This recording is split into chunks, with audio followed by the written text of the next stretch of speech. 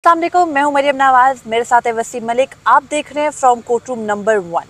Supreme court of Pakistan में article 63A से मुतालिक मुकदमे की समाअत इस वक्त जारी है और हम आपके सामने एक अहम तरीन वो अपडेट रखने वाले हैं जिससे मुतालिक कल शाम की वीडियो में आपको वसीम मलिक ऑलरेडी बता चुके थे। इनकी खबर थी कि इमरान खान आज की अदालती प्रोसीडिंग का बाइकआउट करने जा रहे हैं और उनके वकील बैरिस्टर अली जफर ने उनसे मुलाकात के बाद आज अदालत को मतला कर दिया है।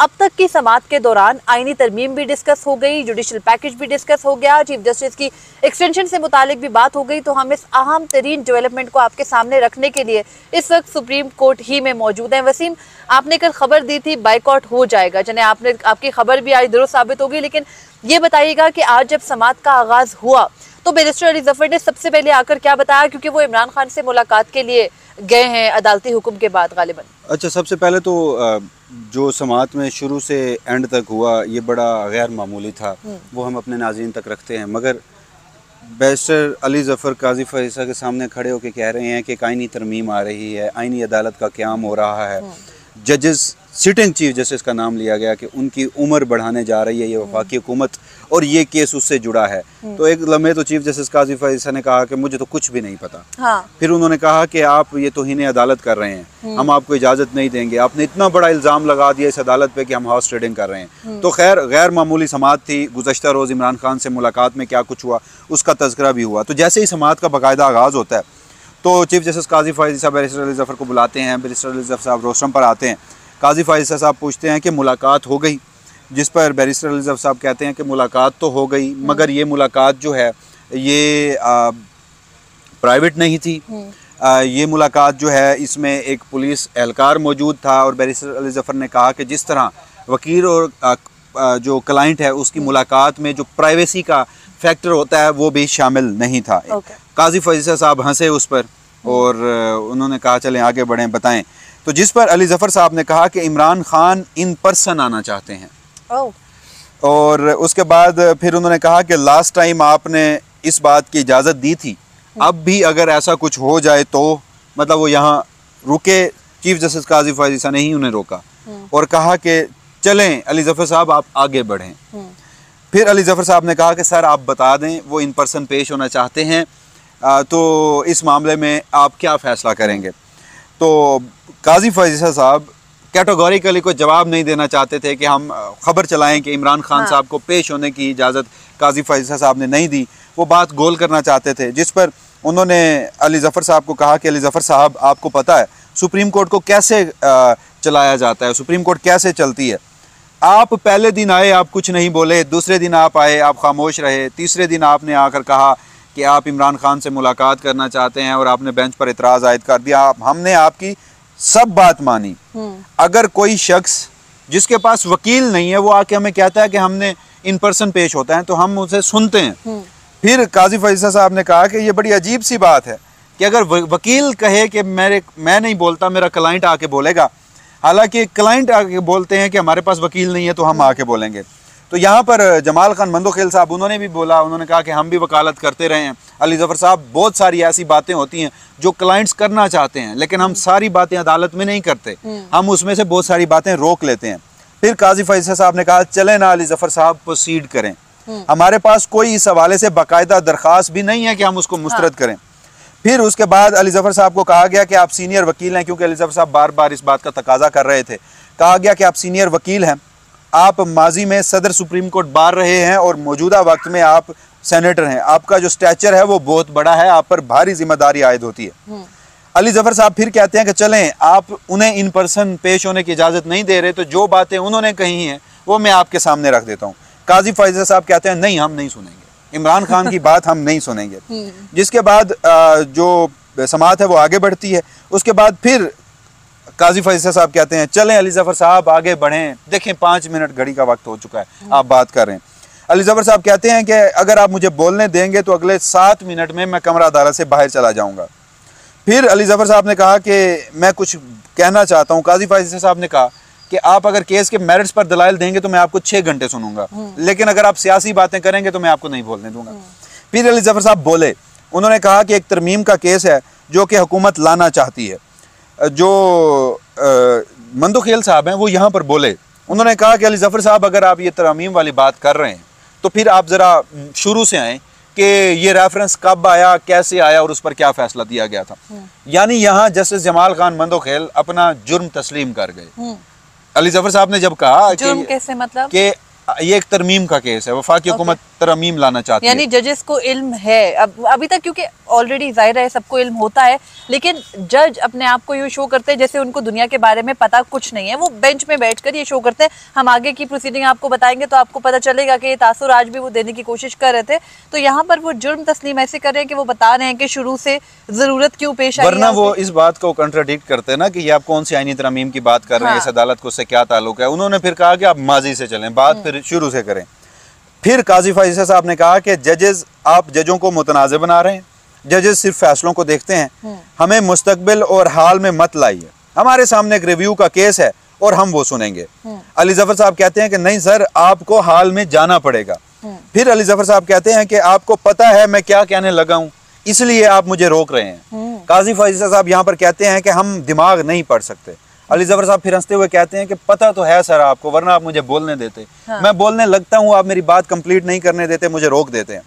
फिर अली जफर साहब ने कहा कि मैं ये बोलना चाहता हूँ और अगर जो कुछ आप मैं बोलना चाहता हूँ मुझे बोलने देंगे तो मैं दोबारा कह रहा हूँ 7 मिनट में बाहर चला जाऊँगा। फिर काजी फैसल साहब कहते हैं कि आप केस की बात करें, मैं तो 6 घंटे भी आपको सुन लूँगा, आप ये अखबारों की सुर्खियों वाली बात ना करें। जिस पर अली जफर साहब कहते हैं कि आप अगर सुर्खी की बात कर रहे हैं सर, तो फिर आज अखबार में एक सुर्खी लगी हुई है जिसमें एक लीडर कह रहा है कि 25 तारीख से पहले आईनी तरमीम हर सूरत में करनी है। यानी उन्होंने जो सुप्रीम कोर्ट, बिलावल भुट्टो की गुज़िश्ता रोज़ मुलाकात हुई सुप्रीम कोर्ट प्रेस एसोसिएशन के नुमाइंदगान से, और उस मुलाकात के अंदर उन्होंने कहा कि 25 के बाद बड़ा मुश्किल हो जाएगा आईनी तरमीम करना, हमें 25 से पहले आईनी तरमीम करनी है। और 25 October chief justice of Pakistan justice Qazi Faisal की मुद्दत मुलाजमत का आईनी और कानूनी तौर पर आखिरी दिन बनता है। अच्छा, उसके बाद फिर काजी फैसल साहब ने कहा नहीं, मुझे तो बिल्कुल ही नहीं पता कि उस लीडर ने क्या कहा, मैं तो सुर्खियां पढ़ता ही नहीं हूँ। फिर उन्होंने कहा कि आप ऐसी बातें करेंगे तो हम आपका ये ट्रांसक्रिप्ट रिकॉर्ड नहीं करेंगे, ये काजी फैसल साहब ने कहा। फिर अली जफर साहब ने कहा ये केस जो है ये हुकूमत और हुकूमत में शामिल सियासी जमातों की ख्वाहिश पर मबनी है कि आईनी तरमीम की जाए। काजी फैसल साहब कहते हैं आपने यहाँ पर ख्वाहिश का लफ्ज़ इस्तेमाल किया, क्या ख्वाहिश किसी आइन में दर्ज है? जिस पर फिर उन्होंने कहा कि मैं बतौर जज किसी आईनी तरमीम के बारे में अभी तक कुछ नहीं जानता। अली जफर साहब ने कहा कि कल फारूक नाइक साहब ने भी कहा कि आईनी तरमीम होंगी, आईनी अदालत होंगी। फिर अली जफर साहब ने कहा कि अब मैं जो जिस दूसरे अहम तरीन नुक्ते पर जाना चाह रहा हूँ वो ये है कि आईनी तरमीम में सिटिंग चीफ जस्टिस की उम्र बढ़ाने का भी तस्करा है। जिस पर जस्टिस जमाल खान मंदोखेल कहते हैं कि अगर उन्होंने तरमीम में सिटिंग जजेस की उम्र कम कर दी फिर और यहाँ पर जस्टिस जमाल मंदोखेल अपना 100% दिमाग लगा के उन्होंने सवाल तो किया, लेकिन वहाँ बैरिस्टर अली जफर ने उनको कंट्रडिक्ट करके कहा कि उम्र बढ़ानी है या कम करनी है, आपका बराह रास्त मफादात का टकराव है और आप इस मुकदमे को मत सुने। इससे आगे चलकर चीफ जस्टिस काजी फैसल ने दोबारा जब बैरिस्टर अली जफर ने इसी बात के ख़िताब में कहा कि अगर आप आर्टिकल 63A की इस तशरीह के जो नजरसानी है वो मान लेंगे तो उसकी सूरत आप हॉर्स ट्रेडिंग की इजाज़त देंगे। बस हॉर्स ट्रेडिंग की इजाज़त देने की बात थी, जजेस बिल्कुल शुरू हो गए। चीफ जस्टिस काजी फैसल कहते हैं कि आप यहाँ पर बैरिस्टर अली जफर तौहीन अदालत कर रहे हैं और हम आपको जो है वो एक दफ़ा क्या होता है अलर्ट कर रहे हैं, हम आपको वही बात कहते हैं, हम आपको कॉशन दे रहे हैं कि हम आपको वरना तौहीन अदालत का नोटिस दे देंगे। उसके बाद चीफ जस्टिस काजी फैसल ने यह भी कहा कि बैरिस्टर अली जफर साहब आप अपनी लिमिट यहाँ पर जो कानून के मुताबिक है वो क्रॉस कर रहे हैं। आपने कहा कि अदालत हॉर्स ट्रेडिंग की इजाज़त दे रही है, जो कि बहुत लोडेड लाइन है, बहुत भारी इल्ज़ाम है। उन्होंने कहा कि अगर मैंने बताया कि हॉर्स ट्रेडिंग क्या होती है, चीफ जस्टिस ऑफ पाकिस्तान काजी फैसल कहते हैं कि अगर मैंने बताया कि हॉर्स ट्रेडिंग क्या होती है तो आप शर्मिंदा हो जाएंगे। और फिर उन्होंने कहा कि मैं आपको रोक रहा हूँ कि आप ये बात ना करें, कल आपने एक और स्टंट किया, आज आप ये लेकर आ गए हैं, इस तरह से ये कार्रवाई नहीं चलेगी। उसके बाद जस्टिस जमाल मंदोखेल कहते हैं कि अगर आपकी बात मान ली जाए, यानी अब जस्टिस जमाल मंदोखेल असल में उस तरफ जा रहे हैं जहाँ बिल्ली थैले से बाहर आती है। कहते हैं अगर आपकी बात मान ली जाए कि आर्टिकल 63A की तशरीह से हॉर्स ट्रेडिंग की इजाज़त होगी, तो ये बताइए कि जब ये फैसला मरकजी केस में आया था या राय या ओपिनियन आई थी, बैरिस्टर अली जफर ने कहा कि वो ओपिनियन थी, तो इन्होंने कहा कि वो तो जजमेंट के साथ मिक्स हो गई, यानी वो आर्टिकल 184(3) की दरख्वास्तें भी थी और सदारती रेफरेंस भी था, तो वो जो जजमेंट थी उसको इस्तेमाल करके मुल्क के सबसे बड़े सूबे से हुकूमत गिराई गई, ये जस्टिस जमाल मंदोखेल कह रहे हैं। यहाँ पर बैरिस्टर अली जफर ने कहा कि मुझे नहीं मालूम कि आप कौन सी हुकूमत और कौन से सूबे की बात कर रहे हैं, तो वो बिलाशुबा बात कर रहे थे हमजा शहबाज की हुकूमत गिराने की। तो जस्टिस जमाल कहते हैं कि आप ये भी तो बताइए, यानी वो ये कह रहे हैं कि मरकजी केस का फैसला एक हुकूमत को फायदा पहुंचाने के लिए था, और यहाँ पर उनको आगे से ये भी जवाब मिलना चाहिए था, मिला नहीं, कि अभी भी आप एक हुकूमत को ही फायदा पहुंचा रहे हैं, तो आपके फैसले और आपके फैसले में क्या फर्क है? इनडायरेक्टली तो वो यही कह रहे हैं कि उस वक्त एक सियासी जमात पाकिस्तान तहरीक इंसाफ को फायदा मिला था। हाँ। अब हम उस तहरीक इंसाफ को नुकसान पहुंचाकर बाकी सबको फायदा दे रहे हैं, और अल्टीमेटली उससे क्या होगा कि अदलिया की आज़ादी जो है उसके ऊपर भी कदगन लगेगी। वैसे में इसके बाद आगे बढ़ते हैं, आपकी बात सॉरी काट रही हूँ, इसके बाद आगे बढ़ते हैं तो चीफ जस्टिस काजी फैज़ ईसा ने आज एक मरतबा फिर जो सेनेट के इंतखाबात थे जिसमें वो समझते हैं कि पाकिस्तान तहरीक इंसाफ की हुकूमत हॉर्स ट्रेडिंग में मुलव्विस हुई और उन्होंने वहाँ पर संजरानी को जिताया, तो उनका हवाला दिया। चीफ जस्टिस काजी फैज़ ईसा ने कहा कि बैरिस्टर अली जफर अगर आप माजी में जाना चाहते हैं तो फिर हम माजी में जाकर बहुत सारी बातें करेंगे और उनसे आप शर्मिंदा होंगे। अगर आप वहाँ से शुरू करना चाहते हैं तो फिर हम शुरू करते हैं, और कहते हैं कि हमें वहाँ ना लेकर जाएं कि जब जो चेयरमैन सेनेट के लिए वोट दरकार थे तो किस तरह से 5 वोट मुस्तरद करके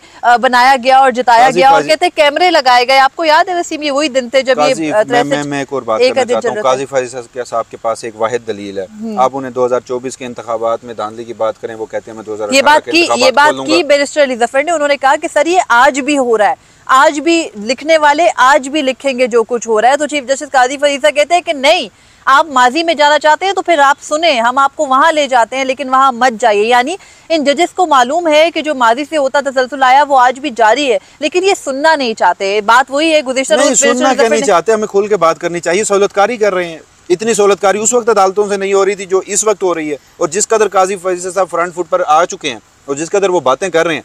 अब मैं बाज़ औक़ात ना हम रिपोर्ट करते करते मुझे लगता है कि ये रोज़ की एक ही रेपिटिशन है, एक ही ट्रांसक्रिप्ट है, हम भी उकता जाते हैं। लेकिन नाज़रीन ये हकीकत है, अभी अगले 3 साल तक शायद हमें यही बोलना पड़े। और अगर आईनी अदालत, जो कि मैं भी अभी भी खैर उस नुक्ते पे कायम हूँ कि एक बड़ी ही हार्डकोर किस्म की कोशिश की जाएगी, और ये हतमी कोशिश होगी आईनी तरमीम मंजूर करवाने की, आर या पार होगा, सिंपल, जिसमें मैं एटलीस्ट लम्हा मौजूद तक उसको नहीं देख रहा। मुझे जरा क्विकली वो बताइए कि जिस लम्हे अली जफर साहब ने बाइकआउट का ऐलान किया। बैरिस्टर अली जफर इसी बात पर कह रहे थे कि जो आर्टिकल 63A का फैसला था उस फैसले से हॉर्स ट्रेडिंग रुकी थी। तो चीफ जस्टिस काजी फैज़ ईसा कहते हैं कि आप बैरिस्टर अली जफर साहब, आप लोग इतना घबरा क्यों रहे हैं इस एक फैसले से? ये भी हो सकता है कि मैं ये फैसला दे दूं कि जो बार काउंसिल की नजरसानी की दरख्वास्त है वो मुस्तरद की जाती है। वहाँ पर बैरिस्टर अली जफर ने कहा कि इमरान खान चाहते हैं कि आप पहले तमाम फैक्ट्स भी देखें, जिस तरह से हॉर्स ट्रेडिंग की कोशिश की जा रही है वो भी रोकी जाए। यहाँ पर चीफ जस्टिस काजी फैज़ ईसा कहते हैं कि इमरान खान का नाम मत ले, उनका नाम लेना जरूरी नहीं है। कहते हैं मैं भी ये कह सकता हूँ बिलावल भुट्टो ये चाहते हैं, नवाज शरीफ ये चाहते हैं, कहते हैं मैं ये भी कह सकता हूँ कि मैं ये चाहता हूँ, लेकिन मुझे कानून के और आइन के मुताबिक चलना है। अली जफर साहब इमरान खान साहब को अपना लीडर मानते हैं, अली जफर साहब इमरान खान का नाम ले सकते हैं। हाँ।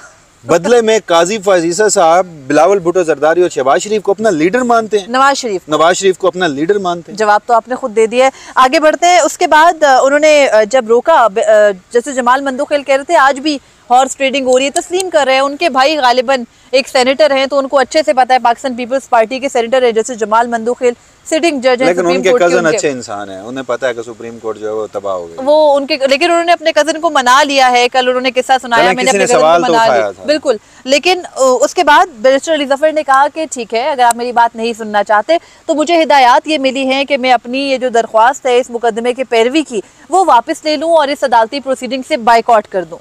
यहाँ पर आकर बाइकआउट हो गया, लेकिन इसके बाद एक और ट्विस्ट भी आया वसीम। बाइकआउट कर दिया तो चीफ जस्टिस काजी फैज़ ईसा कहते हैं कि बैरिस्टर अली जफर साहब आप हमारे लिए बड़े मोहतरम हैं, मैं चाहता था कि हम आपको सुने। ऐसा भी हो सकता है कि हम अभी भी आपको सुने, आप अदालती मुआविन के तौर पर आ जाए। तो बैरिस्टर अली जफर ने कहा कि सर मैं एक वकील के तौर पर, एक सेनेटर के तौर पर मौजूद हूँ, आप हुक्म करेंगे तो मैं दलाइल दे दूंगा।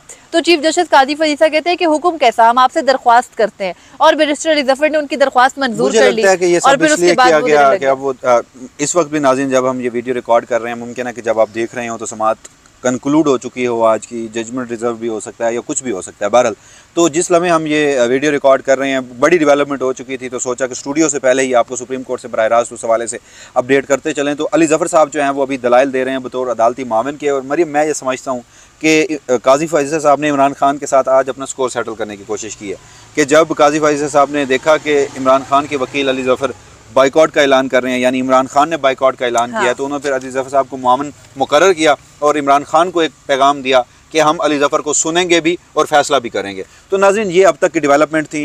इस हवाले से केस आगे क्या रुख अख्तियार करता है, मोस्ट प्रोबेबली आज फैसला भी महफूज हो सकता होता है। एक इम्कान है, और हम सबको पता है फैसला क्या आना है, तो मुमकिनात तक जाने से बेहतर है कि अभी तक की जो प्रोसीडिंग थी वो हमने आपके सामने रखी है।